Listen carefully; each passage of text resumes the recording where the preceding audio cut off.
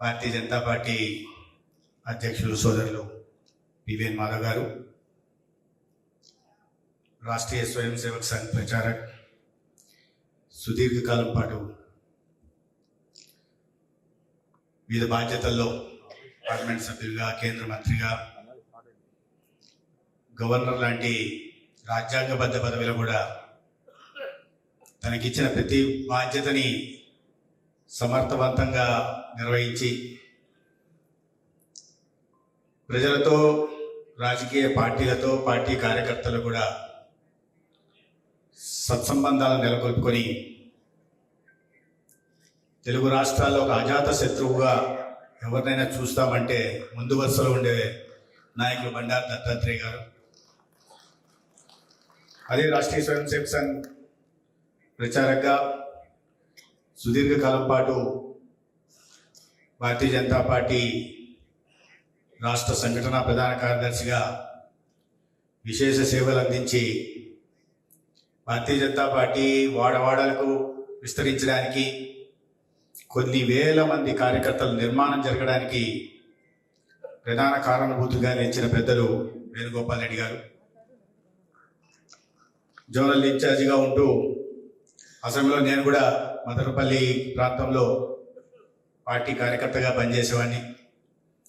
అనేక విషయాల్లో మార్గనిర్దేశం చేస్తూ కార్యకర్తల భవిష్యత్తు నిర్మించిన శ్యాంప్రసాద్ గారు మనందరికీ సుపరిచితులు. ప్రత్యేకంగా చెప్పనవసరంలా కొన్ని దశాబ్దాలుగా పార్టీ సేవతికే అంకితమై ఇవాళ కూడా దాన్ని కొనసాగిస్తున్న పెద్దలు సోము వీర్రాజు గారు, గౌరవనీయులు ఇప్పుడు హేమావతి గారు, ఝాన్సీ గారు, ఇవాళ ఈ కార్యక్రమానికి విచ్చేసిన రాష్ట్రం నలుమూల నుండి విచ్చేసిన జ్యేష్ఠ శ్రేష్ఠ కార్యకర్తలందరికీ కూడా నమస్కారం. తను పార్టీ రాష్ట్ర అధ్యక్షుడు అయినప్పటి నుండి అనేక రకాలైన వినూత్న కార్యక్రమాలు చేపడుతూ కార్యకర్తలను ఉత్తేజపరుస్తూ మనం నమ్మిన, మనకు చెప్పిన సిద్ధాంతం ఏదైతే ఉందో సర్వస్పర్శి సర్వవ్యాపి అని కొత్త నిర్వచనం చెప్తూ అన్ని వర్గాల్లోకి భారతీయ జనతా పార్టీని తీసుకెళ్తూ ఇవాళ కొన్ని దశాబ్దాల పాటు పార్టీ ఆవిర్భావం నుండి అనేక ప్రతికూలతల మధ్య, ఒడిదొడుకుల మధ్య, అడ్డంకుల మధ్య పార్టీ సిద్ధాంతం పట్ల చిత్తశుద్ధితో ప్రజలకు సేవడం చేయడం పట్ల నిబద్ధతతో పనిచేసిన వందల సంఖ్యలో, వేల సంఖ్యలో కార్యకర్తలు ఉన్నారు. అటువంటి అందరినీ గుర్తించి ఇవాళ వారందరితో ఒక ఆత్మీయ కలదింకను ఏర్పాటు చేసి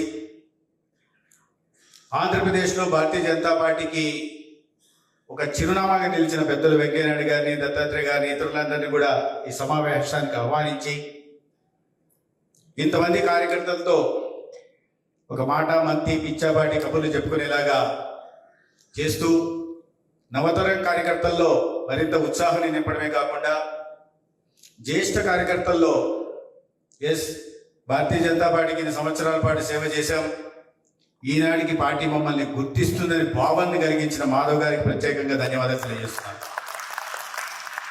అయితే మాధవ్ గారు ఒక మాట చెప్పారు. చాలా సంవత్సరాల పాటు ఏ అవకాశాలు లేకపోయినా, బాధ్యతలు రాకపోయినా, పదవులు రాకపోయినా, ఎన్నికల్లో పోటీ చేసే అవకాశం రాకపోయినా, పోటీ చేసే అవకాశం వచ్చినా గెలుపు అంచులకు చేరకపోయినా కార్యకర్తలుగానే మిగిలిపోయి ఇవాళ కొత్త తరం వస్తుంది, కొత్త తరం వస్తున్న సందర్భంలో పాత తరం వాళ్ళని మర్చిపోతారని ఒక వెలితి ఏదన్నా పాత కార్యకర్తల్లో ఉంటుంది, జ్యేష్ఠ కార్యకర్తల్లో అంటూ ఒక పదం కూడా వాడారు, నిరాశ నిస్పృహలు కూడా లోనవుతున్నారని. నేను దాంతో ఏకీభవించట్లా. ఎందుకంటే మీరందరి కష్టం, కఠోర పరిశ్రమ ఇవాళ భారతీయ జనతా పార్టీ ఈ దేశంలో 21 రాష్ట్రాల్లో అధికారం రావడానికి కారణమైన విషయాన్ని నేను ప్రగాఢంగా నమ్ముతాను. మీరు ఆనాడు చేసిన పోరాటాలు, క్షేత్రస్థాయిలో ప్రజా సమస్యల కోసం నిలబడిన తీరు, ఇవాళ భారతీయ జనతా పార్టీ వరుసగా 3 సార్లు అప్రతిహతంగా కేంద్రంలో ప్రభుత్వాన్ని ఏర్పాటు చేసిందనే విషయానికి కూడా నేను ఏకీభవిస్తాను. మీరు ఆనాడు చేసిన త్యాగాల ఫలితాలు, ఆ ఫలాలని ఇవాళ మాలాంటి కార్యకర్తలు అనుభవిస్తారని కూడా నేను గుర్తిస్తున్నాను. కాబట్టి ఇంతమంది కార్యకర్తలు తయారు చేసి ఇవాళ మన రాష్ట్రంలో మనం అధికారంలోకి ఏదో సొంతంగా వచ్చి ఉండకపోవచ్చు, అనేక కారణాల వల్ల, అనేక రాజకీయాలు ఉన్నాయి, సామాజిక కారణాలు ఉన్నాయి, వాటిలోకి నేను వెళ్ళదలుచుకోలేదు. అయినప్పటికీ ఇంత సుదీర్ఘ పోరాటం తర్వాత ఇవాళ దేశంలోనే ఆనాడు మీరు నాటిన చెట్టు కొన్ని సంవత్సరాల పాటు దానికి సంరక్షించిన తీరు, దానికి పూసిన పువ్వులే ఇవాళ కోట్లాది మంది కార్యకర్తల రూపంలో భారతీయ జనతా పార్టీ ప్రపంచంలోనే అతి పెద్ద రాజకీయ పార్టీగా నిర్మించిందని కూడా ఈనాటి తరం గుర్తిస్తా ఉంది. ఇటువంటి విజయాలు సాధించిన తర్వాత ఈనాడు భారతీయ జనతా పార్టీకి చేకూరుతున్న విజయాలు కానీ అప్రతిహతంగా ఒక కేంద్రంలో కాదు, ఒక్కొక్క రాష్ట్రంలో గెలుపొందుతూ ఇవాళ దేశంలో ఈశాన్య ప్రాంతం నుంచి, దక్షిణ ప్రాంతం నుంచి, తూర్పు ప్రాంతం నుంచి, పశ్చిమ ప్రాంతం దాకా విస్తరించి 70% భూభాగాన్ని ఇవాళ కాషాయ జెండా రెపరెపలాడుతోందంటే ఆనాడు ఏ అంచనాలు లేకుండా కేవలం సిద్ధాంతం కోసం, కేవలం జాతీయవాద భావంతో ఏనాడు భారతీయ జనతా పార్టీకి అధికారం వస్తుందో లేదో నమ్మకం లేకపోయినా కుటుంబాలను వదిలేసి ఆనాడు అనేక అవమానాలను ఎదుర్కొంటూ ప్రజల్లో చులకనగా చూడబడుతున్నా కూడా కుటుంబం నుంచి ఒత్తిళ్లు ఉన్నప్పటికీ కూడా వాటిని అన్నిటిని తట్టుకుని ఇవాళ ఆనాడు మీరు చేసిన పోరాటం, ఆనాడు పార్టీకి మీరు చేసిన సేవల కారణంగానే ఇవాళ భారతీయ జనతా పార్టీ అంటే ఒక కేవలం పార్టీగా మాత్రమే కాకుండా ఒక భారతదేశాన్ని ఒక బలీయమైన శక్తిగా తీర్చిదిద్ది ఒక నరేంద్ర మోడీ గారి లాంటి ఒక విశ్వ నాయకుని కూడా అందించిన పార్టీలు మీరు పని చేసినారు. కాబట్టి అంత విజయాలు సాధించిన మీకు ఎక్కడన్నా వెళ్తూ ఉంటుందని నేనైతే భావించట్లేదు. పెద్దగా తేడా లేదు మీకు, మాకు, మా తరానికి. ఇంకా ఇప్పుడు కొత్త తరం గురించి వాళ్ళకి ఏదన్నా తెలియకపోవచ్చు, కానీ మా అందరికీ తెలుసు. శ్యామ్జీ, నేను చెప్పాను, శ్యామ్జీ పని చేసినప్పుడు మేము పని చేస్తున్నాం, అనుభవాలు పంచుకోవద్దు అన్నారు. కానీ జీవితంలో మన దృక్పథంలో కానీ, మన ఆలోచన ధోరణిలో కానీ ఎక్కడైనా ఒక మార్పు తీసుకొచ్చిన వ్యక్తుల గురించి ప్రస్తావించకుండా ఉండలేము. ఆ వ్యక్తులు ఇవాళ వేదిక మీద ఉంటే వారి గురించి మాట్లాడకుండా కూడా ఉండలేము. నేను 1989 నుంచి విద్యార్థి పరిషత్లో పనిచేసేవాడు. 93లో నక్సలైట్లు మా మీద కాల్పులు జరిపినప్పుడు నా సహచరుడు, నా జూనియర్ మరణిస్తే ఆనాడు నాకు తెలిసిన పార్టీలో నాయకులు ముగ్గురే. ఒకరు మదనపల్లికి సంబంధించిన చల్లపల్లి నరసింహారెడ్డి గారు, హైదరాబాద్లో నల్లు ఇంద్రసేనారెడ్డి గారు. నేను నాయకుడని చెప్పలేదు, కానీ ప్రచార అకౌంట్ నాయకత్వ లక్షణాలు కలిగిన వేణుగోపాల్ రెడ్డి గారు. ఆ సందర్భంలో ఆ బాధలో వయసు ఇంకా 22 ఏళ్ల వయసు, 21 సంవత్సరాల వయసు.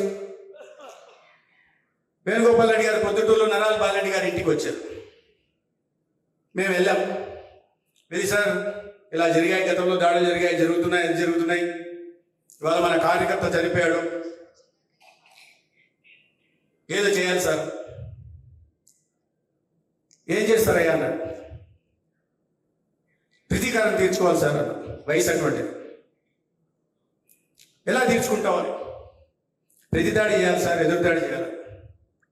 అమ్మాయి కూడా నువ్వు కనిపించిన శత్రుతో పోరాడుతున్నావయ్యా, నువ్వు కూడా ఒక సిద్ధాంతం ప్రాతిపదికగా పనిచేస్తున్న కార్యకర్తవి. వాడు ఏ సిద్ధాంతానికి, ఏ భావజనానికి లోన్పోయి నిర్మూలన పేరుతోనో, వర్గశత్రు నిర్మూలన పేరుతో హత్యలు చేస్తున్నాడు, అదే దారిలో నువ్వు పోతావా? లేదా జాతీయ నిర్మాణం కోసం పనిచేస్తున్న పార్టీలో, ఆర్గనైజేషన్లో, విద్యార్థి పరిషత్తులో పనిచేస్తున్న కార్యకర్తగా ఆ భావజాలాన్ని నశింపజేసే దిశగా పనిచేస్తావా నిర్ణయించుకోవాలి. నాకు ఆ వయసులో అర్థం కాదు. నేను బయటకు వచ్చి నరసింహాడి గారితో అన్నా, ఇదేందన్నా మీరేమో వేణుగోపాల్ గారు జనరల్ సెక్రటరీ, కార్యకర్తలు పోతే ఏదో చేసేస్తారని అనుకున్నాం, ఆడపోతే నిరుత్సాహపరిచి పంపిస్తారేంటి అన్న. అంటే ఆయన చెప్పిన మాటల్లో నీకు మర్మం అర్థం కావలేదు, నీకు భవిష్యత్తులో అర్థమవుతుంది అన్నారు. కానీ భవిష్యత్తులో నాకు అర్థమైంది. ఆ భావజాలంతో ఇవాళ పెద్దలు వెంకయ్యనాయుడు గారు చెప్పారు, అదే లెఫ్ట్ వెస్ట్ ఎక్స్టీరియర్లోని ఏ సిద్ధాంతానికి లోబడి మనం పనిచేస్తున్నామో అదే నాయకత్వం ఇవాళ దేశంలో ఎక్కడా లేకుండా రూపు మాపే దిశగా కూడా పనిచేస్తాం. అనేక సందర్భాల్లో కోపడేవారు. వేణుగోపాల్ రెడ్డి గారి దగ్గర పోవాలంటేనే తిట్లు తినడానికి సిద్ధపడిపోవాలి. నేను తప్పించుకున్న తర్వాత ఢిల్లీకి వెళ్ళిపోయా 94లో. కానీ సంఘటన మంత్రి ఇక్కడికి అది తప్పదు. వచ్చినప్పుడు ఏదో సందర్భాల్లో పడేవి తెలుసుకునే వాళ్ళం, నేర్చుకునే వాళ్ళం. అది ఒక ఎత్తు అయితే బండారు దత్తాత్రేయ గారి గురించి తర్వాత కొద్దిగా పార్టీలో వచ్చి 94 నుంచి తిరగడం వెళ్ళడం వచ్చిన తర్వాత అర్థమైంది. 95లో నేను కూడా ఢిల్లీలో ఉండేవాడిని. అప్పుడు 94 ఢిల్లీకి వెళ్ళిపోయిన తర్వాత వారు పార్లమెంటు సభ్యులుగా ఉన్నారు. మన ఇటీవల ఆయన ఒక బుక్ రాశారు, పేదల కథే నా ఆత్మకథ. కాదు, పేదల కథే నా ఆత్మకథ. ప్రజలతో ఎంత మమేకం కాకపోతే, ప్రజా సమస్యల పట్ల స్పందించే హృదయం లేకపోతే, ఆ సమస్యలను పరిష్కరించి వారి జీవితాల్లో వెలుగులు నింపాలనే ఆలోచనే లేకపోతే ఆ పుస్తకానికి ఆయన పేరు పెట్టేవారు కాదు. ఎందుకంటే తర్వాత కేంద్ర మంత్రి అయ్యారు, గవర్నర్ గారు అయ్యారు కాబట్టి ఏదైనా పెద్ద ఇది పెట్టుకునే అవకాశం ఉండేది. కానీ ఎక్కడి నుంచి వచ్చారో, ఎవరిని చూశారో, ఏ పేదలైతే కన్నీళ్లు పెట్టుకుంటున్నారో వాళ్ళ కడగండ్లు దూరం చేయడం కోసం నిరంతరం శ్రమిస్తూ ఒక ప్రచారంగా కానీ తర్వాత రాజకీయ క్షేత్రంలోకి వచ్చిన తర్వాత ఒక పార్లమెంటు సభ్యులుగా కూడా ఆయన తర్వాత కేంద్ర మంత్రిగా అయినా కూడా అదే విధంగా నడుచుకుంటూ పోయారు. ఇవాళ కూడా ఆ సికింద్రాబాద్లో దత్తన్న అంటే అజాత శత్రువుగా చూస్తారు. పార్టీ గెలుస్తున్నా 1924 గెలిచాం మనం. బీజేపీ మొట్టమొదటి ఎన్నికల్లో ఒక సీటు మనం 2 సీట్లు గెలిస్తుంది, అంటే ఒకటి మన ఉమ్మడి ఆంధ్రప్రదేశ్లో వస్తే గెలిచాం. కానీ మొట్టమొదటిగా పార్లమెంట్ సీటుని కాషాయం కమలం గుర్తు మీద, ఏకైక కమలం గుర్తు మీద పోటీ చేసి గెలిపి దక్షిణ భారతదేశంలో కూడా భారతీయ జనతా పార్టీ అధికారంలోకి రావడానికి అవకాశం ఉంది. ఇది దీనికి మొదటి మెట్టు అని సికింద్రాబాద్ నుంచి గెలిపి చూపించారు. ఈనాటికి అదే పరిస్థితిస్తుంటారు, ఈనాటికి అలాగే భలే కార్యక్రమాలు చేస్తుంటారు. ఎందుకు? అయిపోయింది, అన్నీ అనుభవించారు, అన్నీ చూశారు. అనుభవించారని నేను చెప్పట్లేదు, బాధ్యతలు నిర్వర్తించారు. కానీ ఇవాటికి కూడా ఆ కార్యక్రమాలు పెట్టి కొన్ని వేల మందిని ఒక చోట చేర్చి మన భావజాలకు సంబంధించిన నాయకులను, వ్యక్తులను అక్కడ తీసుకొచ్చి వారితో మాట్లాడించి మన మాటను ప్రజల్లోకి తీసుకెళ్లే ప్రయత్నం చేస్తున్నారంటే పార్టీ అంటే విస్తరణ జరగాలంటే కేవలం కండవా కప్పుకొనే కాదు, ఇతర మార్గాల ద్వారా కూడా పార్టీని విస్తరింపజేయడానికి అని చెప్పే ప్రయత్నం వారు మన అందరికీ చేస్తున్నారు. దిశా మార్గదర్శనం కూడా అదే విధంగా చేస్తున్నారు. వెంకయ్యనాయుడు గారి గురించి నేను ప్రత్యేకంగా ఏం చెప్పనవసరం లేదు. వారిదంతే, వారితో బుక్ ఉంది. అఫ్కోర్స్ ఆ బుక్ కంపైల్ చేసింది నేనే. దాని పేరు చెప్పారు బాబు గారు, అలిపెరుగని గలం విరామ మరుగని పయనం. అది ఎప్పుడో 16 ఏళ్ల వయసులో స్వయంగా ప్రారంభమై ఇవాళ 76 సంవత్సరాలైనా కూడా ఆ గలం కొనసాగుతూనే ఉంది, ఆ పయనం సాగుతూనే ఉంది. ఇవాళ కూడా కార్యక్రమం, ఏ చిన్న కార్యక్రమం వచ్చినా ఏదో రకంగా ఇవాళ ఈ రాజ్యాంగబద్ధ పదవి నుంచి విరమణ తీసుకున్న తర్వాత కూడా కొన్ని అడ్డంకులు, లిమిటేషన్స్ ఉంటున్న నేపథ్యంలో కూడా ఏదో విధంగా పార్టీ భావజాలాన్ని లేదా ఏదో విధంగా అదే సిద్ధాంత ప్రాతిపదిక పునాదుల మీద ఏర్పడిన భారతీయ జనతా పార్టీ ప్రభుత్వంలోకి వస్తున్న తర్వాత చేస్తున్న సంక్షేమ పథకాల్ని, తీసుకొస్తున్న అభివృద్ధి పనుల్ని కానీ లేదా ప్రపంచవ్యాప్తంగా భారతదేశానికి పెంచుతున్న ఖ్యాతిని కానీ తీసుకెళ్లే ప్రయత్నం ఆయన తనదైన ధోరణిలో తన వాక్చాతుర్యంతో చెప్తా ఉంటారు. అది కొనసాగిస్తా ఉంటాం. మీరందరూ నేర్చుకోవాల్సింది. ఇవాళ మనం కార్యకర్తలు అనుకుంటుంటాం, చిన్న ఇది వస్తే నాకు చాలా మంది వచ్చి చెప్తుంటారు, చిన్న ఇబ్బంది వస్తేనే తలడిల్లిపోతుంటారు. ఒక కార్యక్రమం చేస్తే అరెస్ట్ అవుతామేమో బాధపడుతుంటారు. మరి కొన్ని వందల మంది నక్సలైట్ల తూటాలకి గుండెలు అడ్డు పెట్టి భారతీయ జనతా పార్టీని తెలంగాణ ప్రాంతంలో నిలబెట్టారు, మన ఉమ్మడి రాష్ట్రంలో నిలబెట్టారు. మన ప్రాంతంలో కూడా చెప్పారు, పెద్దలు ఏ రకంగా చెప్పారు, బాంబులు వేశారు, గొడ్డలతో నరికారు, బుల్లెట్లు తూటాలు గుండెలు తెచ్చారు. కానీ సిద్ధాంతాన్ని గుండెల నుంచి బయటికి తీసుకురాలేకపోయారు కదా. అనేక కష్టాలు మధ్య ఎమర్జెన్సీ సమయంలో మీసా కింద విచారణ లేదు, బయటకు వస్తామో లేదో తెలియదు, ప్రాణాలతో తిరిగి వస్తామో లేదో తెలియదు, ఇంట్లో వాళ్ళ భయాందోళనలు. ఈ నేపథ్యంలో ఆనాడు నిలబడ్డారు. వీటన్నిటి కారణంగా ఇవాళ భారతీయ జనతా పార్టీ ఇటువంటి బలీయమైన శక్తిగా దేశంలో తయారైంది. చాలామంది మన పెద్దలు, నేను కూడా వారి మాట వినడానికి వచ్చాను. వెంకయ్యనాయుడు గారిని నేను చాలా సంవత్సరాలు విన్నాను. ఈ మధ్యకాలంలో నేను వేణుగారి వెళ్ళేది, దత్తనది అప్పుడప్పుడు వింటుంటాం, వేణుగారిని కూడా వెళ్ళేది. కాబట్టి ఒకసారి అవకాశం వచ్చింది, అందరినీ వాళ్ళ మాటలు కూడా విందాం, మార్గదర్శనం కూడా దొరుకుతుంది కదా అని వచ్చా. నాకు మాట్లాడే అవకాశం ఉంటుందని నేను భావించలేదు. మీతో ఇంతమంది కార్యకర్తలు, ఇన్ని త్యాగాలు, ఇంత కఠోర పరిశ్రమ, సిద్ధాంతం పట్ల నిబద్ధత, ప్రజాసేవ పట్ల చిత్తశుద్ధి కారణంగా మనం ఏదైతే భావించామో, ఏ మార్పు తీసుకురావాలని కోరుకున్నామో అధికారంలోకి వచ్చిన తర్వాత అవన్నీ చేసి చూపిస్తున్నాం. ఇవాళ అనేక విషయాలు దేశానికి సంబంధించిన మన కోర్ ఐడియాలజీ ఉందో, ఆ కోర్ ఐడియాలజీకి సంబంధించిన విషయాన్ని ఒక్కొక్కటి ఎక్కడ రాజకీయాలను జొప్పించకుండానే, రాజకీయాలు మాట్లాడుతున్నట్టు తెలియకుండానే పెద్దలు వెంకయ్యనాయుడు గారు విస్తారంగా వివరించారు.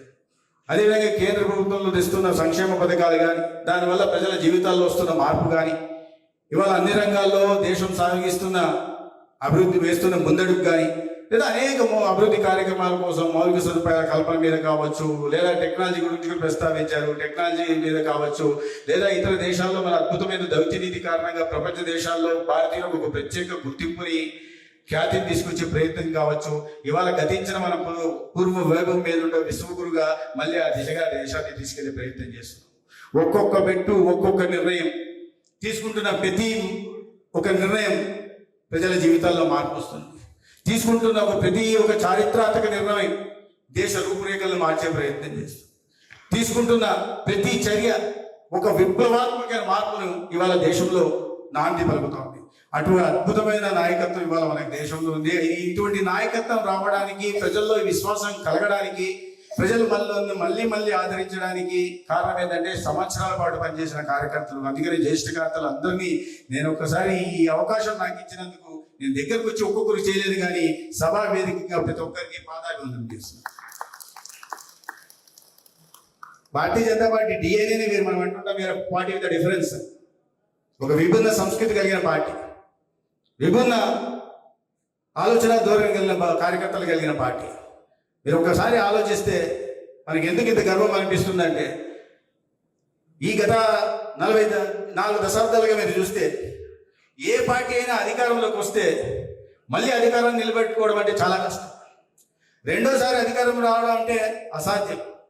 మూడోసారి రావాలంటే అవకాశమే లేదు. కానీ ఒక భారతీయ జనతా పార్టీ మాత్రమే ఒకసారి అధికారంలోకి వస్తే మళ్ళీ అధికారాన్ని ఎలా నిలబెట్టుకోగలుగుతుంది.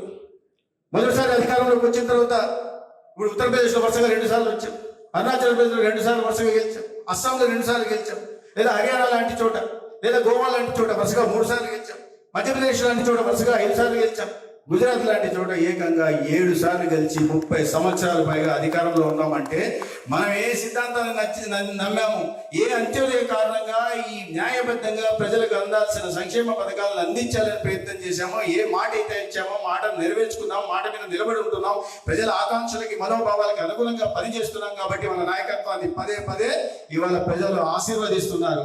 కానీ మనందరికీ తెలుసు, మీకు వెళ్తే ఒకటైతే వెళ్తూ ఉండి ఉంటుంది. మేము ఇన్ని సంవత్సరాల పాటు పనిచేసాం, ఒడిదుడుకుల మీద పనిచేసాం, మాకు గుర్తింపు లభించట్లేదని వెళ్తే మీకు ఉంటుందని నేను అనుకోవట్లేదు. కానీ ఒక వెళ్తే మాత్రం ఖచ్చితంగా ఉంటుంది. అవునయ్య, మేమంతా పనిచేసాం, సంవత్సరాల పాటు త్యాగాలు చేశాం, కఠోర పరిశ్రమ చేశాం, మీకు అప్పచెప్పాం.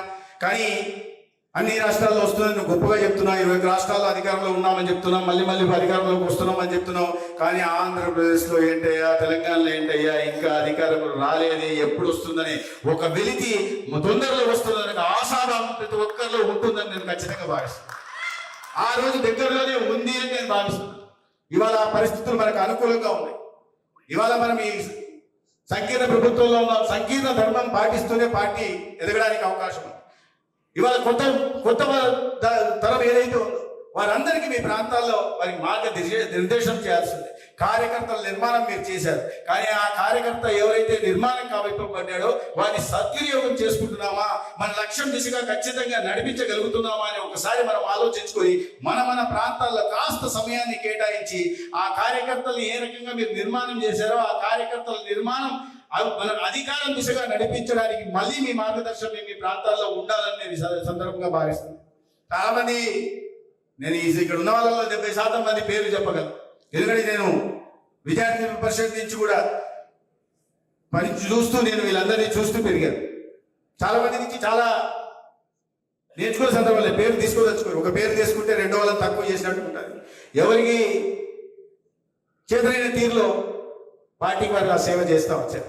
ఈ సేవను ఇలాగే కొనసాగించాలని కోరుకుంటూ రాబోయే రోజుల్లో మీరందరూ ఆనాడు కలగన్నారు, హమ్దో అటల్ హమారే దో అటల్ జీ అద్వానీజీ ఇద్దరు ఎంపీలు మాత్రమే అనుకున్న చోటు నుంచి అదే అవమానాలను ఎదుర్కొంటూ ఇవాళ 3 సార్లు అధికారంలోకి వచ్చాం.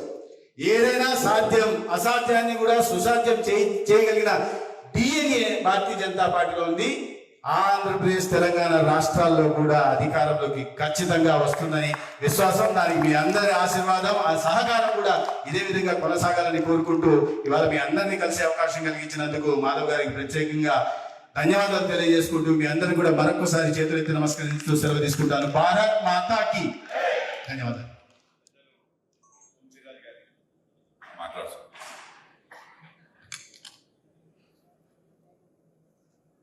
వేదిక మీద ఉన్న పెద్దలందరితో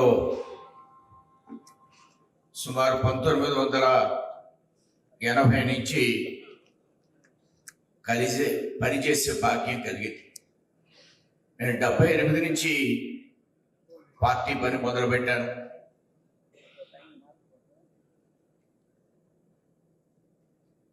మన సంస్థ వ్యక్తులకి పెద్దగా ఇంపార్టెన్స్ ఇవ్వదు అనేది మన యొక్క ఆలోచన. కానీ వ్యక్తుల ప్రభావం మన సంస్థలో మన మీద చాలా ఉంటుంది. వారి ప్రవర్తన,